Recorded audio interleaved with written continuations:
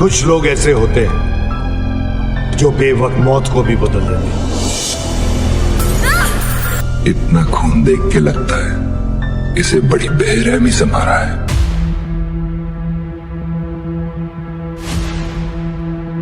क्या लगा? रॉकी मर गया? केजीएफ 3 में आपको किन किन सवालों के जवाब मिलेंगे, मैं आपका स्वागत करता हूं बॉलीग्राद के फिल्मी गलियारे में। खून से लिखी हुई कहानी है ये, स्याही से नहीं बढ़ेगी। अगर आगे बढ़ानी है तो फिर से खून ही मांगेगी। केजीएफ चैप्टर 2 देख चुके हैं तो प्रकाश राज का ये डायलॉग आपके जहन में रच बस गया होगा। यस स्टार केजीएफ 2 मौजूदा वक्त में वो फिल्म है जिसे लेकर देश ही नहीं दुनिया भर में बात हो रही है। एस.एस. राजामौली की बाहुबली के बाद ये दूसरी ऐसी फ्रेंचाइजी है जिसके सिक्वल का लोगों को बेसब्री से इंतजार था। यस स्टारर केजीएफ 2 ने रिलीज होते ही बॉक्स ऑफिस पर तूफान ला दिया था, लेकिन अब केजीएफ 3 का लोगों का इंतजार है। केजीएफ 2 के पोस्ट क्रेडिट सीन ने खलबली मचा दी थी। अब जब ये साफ हो चुका है कि केजीएफ 3 आने वाली है तो हर किसी के मन में यही सवाल है कि अब कहानी में क्या होगा, अब रॉकी क्या बवाल काटने वाला है, और सबसे बड़ा सवाल, क्या राजा कृष्णप्पा बेरिया यानी रॉकी जिंदा है? डायरेक्टर प्रशांत नील बीते 10 साल से अपने दिल और दिमाग में कोलार गोल्ड फील्ड्स की कहानी लिए घूम रहे हैं। फिल्म के लीड एक्टर यश ने साफ शब्दों में कहा है कि केजीएफ 3 की कहानी और पूरी फिल्म केजीएफ 2 से भी अधिक दमदार होगी। हाई ऑक्टेन एक्शन सीक्वेंस होंगे, लेकिन सवाल उठता है कि जब केजीएफ चैप्टर 1 में रॉकी भाई को लेकर कोलार गोल्ड फील्ड का सिरमौर बनते देख लिया है, केजीएफ चैप्टर 2 में उसका पागलपन, अधीरा की मौत, केजीएफ को मिसाइल के हमलों से जमी दोज होते हुए और रॉकी को 20 समुद्र में सारा सोना लेकर डूबते हुए देख लिया है, तो आखिर केजीएफ चैप्टर 3 में क्या होने वाला है? अब जिन लोगों के मन में ये सवाल था कि केजीएफ 3 आ रही है या नहीं, इसका जवाब तो मिल गया होगा। इस पूरे मामले को समझना है तो हमें पहले फिल्म के फ्लैशबैक में जाना होगा, शुरू से शुरू करना होगा। हमने राजा कृष्णप्पा बेरिया को रॉकी बनते हुए देख लिया, ये भी देख लिया कि उसके दिमाग में क्या है, वो क्या करने वाला है, कोई ना तो जानता है ना ही सोच सकता है। लेकिन रॉकी ऐसा बना कैसे, ये जानना इसीलिए जरूरी है कि इससे 2 बातें साफ हो जाएंगी। एक तो रॉकी चाहता क्या है और दूसरा कि रॉकी कहां जाकर खत्म होगा। फ्लैशबैक में गोते लगाइए और वो 2 सीन याद कीजिए जब रॉकी ने बचपन में अपनी मरती हुई मां को वचन दिया था कि एक दिन वो दुनिया का सारा सोना लेकर उसकी झोली में लाकर रख देगा, और दूसरा वो जब मां ने रॉकी से वादा लिया था, कहा था मैं नहीं जानती तू कैसे जिएगा, क्या करेगा, लेकिन इतना जानती हूं कि जब तू मरेगा तो दुनिया का सबसे अमीर और सबसे ताकतवर इंसान होगा। रॉकी को तो पता है कि उसे क्या चाहिए, उसकी जिद है कि मां ने जो वादा लिया था और उसने जो वादा किया था उसे हर हाल में पूरा करेगा।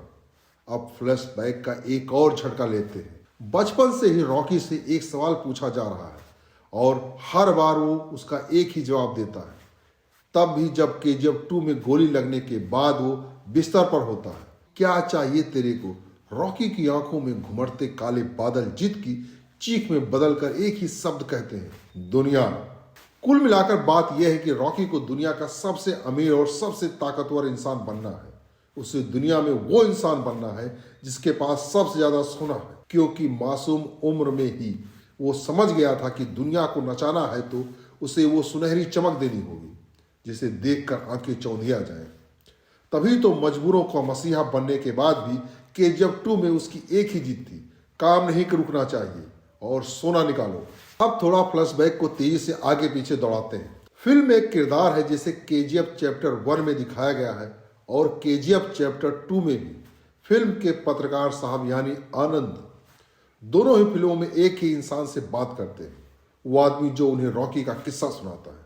कहता है कि वो गैंगस्टर नहीं मॉन्स्टर है, वही जो किस्सा बताता है कि कैसे पुलिस ने थाने में रॉकी को बिठा तो दिया, लेकिन जब ड्राइविंग लाइसेंस पर नाम देखा तो पूरा आसमान हिलने लगा। वही कैरेक्टर जिसने बताया था कि रॉकी कैसे सप्लायर का गन चेक करने के लिए 13 लोगों के बीच अकेले पब में घुस गया। वही किरदार जो केजीएफ 2 के आखिरी सीन में फिर आता है। आनंद उसके पास जाकर कहता है कि तुमने सही कहा था, वो गैंगस्टर नहीं मॉन्स्टर है। अब जब याद आ गया है तो ये भी गौर कीजिए कि दोनों ही चैप्टर में कहीं भी इस किरदार को प्रशांत नील ने अभी तक एक्सप्लोर नहीं किया है, नहीं बताया है कि वो कौन है और वो आनंद की कहानी क्यों सुना रहा है, जबकि आनंद तो खुद केजीएफ में हर पल रॉकी के साथ था। आप थोड़ा फास्ट फॉरवर्ड करते हैं, आते हैं केजीएफ चैप्टर 2 पर। वो सीन याद कीजिए जब सीबीआई अधिकारी प्रधानमंत्री रमिका सेन के दफ्तर आकर पहली बार रमिका को रॉकी के बारे में बताता है। कहता है कि वो सबसे बड़ा क्रिमिनल है, सबसे बड़ा नेशनल इशू है। जिस केजीएफ के ऊपर से रॉकी ने प्राइवेट प्लेन को उड़ाने की इजाजत कभी नहीं दी, उसकी वो तस्वीर दिखाता है जिसे देखकर रमिका सेन हिल जाती है। इस सीन के साथ ही एक 10 सेकंड का सीन और दिखाया जाता है। एक अमेरिकी को कुर्सी पर बैठाकर दिखाया जाता है कि उसके हाथ में अखबार होता है जिसकी हेडलाइन है इंडियाज बिगेस्ट क्रिमिनल, और दूसरे हाथ में दुनिया का प्रतिष्ठित मैगजीन टाइम है जिसके कवर पेज पर लिखा है दुनिया का सबसे बड़ा क्रिमिनल। यानी जब तक रमिका को रॉकी के बारे में पता चलता है तब तक दुनिया के 16 देशों का सबसे बड़ा मॉन्स्टर बन चुका था। अब तो वक्त याद कीजिए जब रॉकी दोबारा अधीरा को घुटनों पर लाकर केजीएफ अपने हाथ में ले चुका है।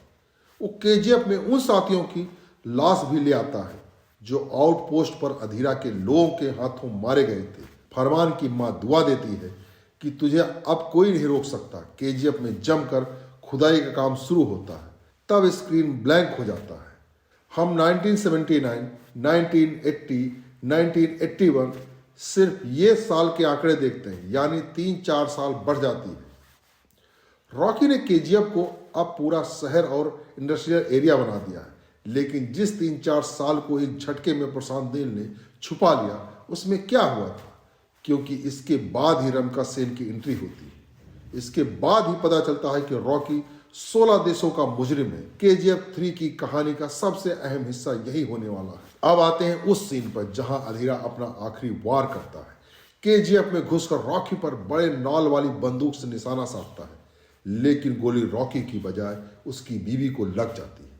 अधीरा के हमले से पहले रॉकी अपने खासम खास कासिम चाचा से बात कर रहा होता है।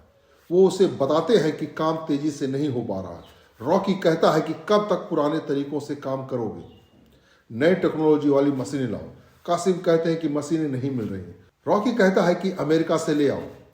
फिल्म में कायदे से पहला मौका है जब रॉकी के मुंह से अमेरिका सुनाई देता है। अब आइए फिल्म के आखिरी सीन पर आते हैं। रॉकी जहाज में केजीएफ का सारा गोल्ड भरकर समंदर में है। जानबूझकर उसने ऐसी जगह चुनी जहां सारा सोना और खुद रॉकी 20,000 फुट की गहराई के ऊपर है। यहां हमें 2 बातें पता चलती हैं। पहले कि रॉकी ने सिर्फ भारतीय अधिकारियों को ही फैक्स नहीं भेजा था, उसने अमेरिका और इंडोनेशिया के तटरक्षकों को भी फैक्स भेजकर वहां पर बुलाया था। भारतीय जहाज से हुई बमबारी में रॉकी को समुद्र में सोना सहित डूबते हुए दिखाया जाता है, लेकिन क्या रॉकी मर जाता है? शायद नहीं, क्योंकि रॉकी का कैरेक्टर ऐसा है कि जहां सबकी सोच खत्म हो जाती है, रॉकी की वहां से शुरू होती है। तभी तो वो गैंगस्टर नहीं मॉन्स्टर है। अब पोस्ट क्रेडिट सीन पे आइए। केजीएफ 2 के खत्म होने के बाद पोस्ट क्रेडिट सीन में 4 बड़ी चीजें दिखाई गई हैं। एक तो केजीएफ चैप्टर 3 की फाइल मिलती है। दूसरी बात कि सीबीआई के अधिकारी रमिका सेन को बताते हैं कि रॉकी ने वहां इंडोनेशिया और अमेरिका के शिप को भी बुलाया था। क्यों बुलाया था नहीं पता। तीसरी कि इन सब के बीच सीआईए के अधिकारी रमिका सेन के पास आते हैं और रॉकी का प्रत्यर्पण मांगते हैं, क्योंकि रॉकी अमेरिका का सबसे बड़ा मुजरिम है। वो वहां कैसे मुजरिम बना ये भी नहीं बताया गया है। चौथी और आखिरी बात, रमिका सेन के चेहरे के एक्सप्रेशंस इस दौरान कुछ ऐसे हैं जैसे वो ऐसा कुछ जानती है जो उसने किसी को नहीं बताया है। वैसे भी पोस्ट क्रेडिट सीन में भी भारतीय वायुसेना और थल सेना को फिर से हमला करते हुए दिखाया जाता है। रमिका सेन को हमले के कागजात पर साइन करते हुए दिखाया जाता है, जबकि केजीएफ सिटी तो मिसाइल हमलों से जमी दोज है। फिर रमिका ऐसा क्या है जो छुपा रही है? एक बात और, इनायत खलील अभी जिंदा है। रॉकी के केजीएफ सोने को यदि किसी और के गोल्ड के बिजनेस से सबसे बड़ा खतरा है तो वो इनायत खलील है। इनायत खलील ने रॉकी की धमक तो देख ली है, लेकिन वो अभी भी रॉकी के लिए खतरा है। ऐसे में रॉकी को अगर दुनिया पर राज करना है, इंडिया नहीं पूरी दुनिया का सीईओ बनना है, तो उसे इनायत खलील के सोने के धंधे को भी ठप करना होगा। कुल मिलाकर इस पूरे फ्लैशबैक और फास्ट फॉरवर्ड की जरूरत इसलिए थी कि आप ये समझ सके कि केजीएफ चैप्टर 3 की कहानी के लिए प्रशांत नील के पास अभी भी बहुत सारा मसाला है। मसला रॉकी कैसे 16 देशों के लिए मोस्ट वांटेड बना, कैसे उसने इनायत खलील को खत्म किया, उन 3-4 साल में कैसे उसने अपना साम्राज्य दुनिया भर में फैलाया, दुनिया के सबसे अमीर और सबसे ताकतवर इंसान बनने का उसका मां को दिया वादा कैसे पूरा हुआ, वो आदमी कौन है जो पत्रकार आनंद को रॉकी की बादशाहत की कहानी सुनाकर उसे गैंगस्टर से मॉन्स्टर बता रहा है। रमका सेन को ऐसा क्या पता है जिसे वो छुपा रही है? क्यों उसने आनंद की लिखी हुई किताब एल डोरिडो को बैन कर दिया, जला दिया? जब केजीएफ सिटी जमी दोज हो चुका है तो फिर रमका सेन ने फिर कहां वायु सेना और थल सेना से हमला करवाया? क्या रमका सेन भी रॉकी से कहीं ना कहीं मिली हुई है? समंदर में जब रॉकी और उसका सारा सोना डूब रहा था, तब वहां इंडोनेशिया और अमेरिका वाले क्या कर रहे थे? रॉकी अमेरिकी जांच एजेंसी सीआईए के निशाने पर कैसे आया? और इन सब से केजीएफ चैप्टर 3 में प्रशांत नील हमें ये भी बताएंगे कि क्या रॉकी को मिला जो बचपन से चाहिए था, दुनिया। आज के लिए बस इतना ही। आप हमें कमेंट करके बताइए कि ये वीडियो आपको कैसे लगा।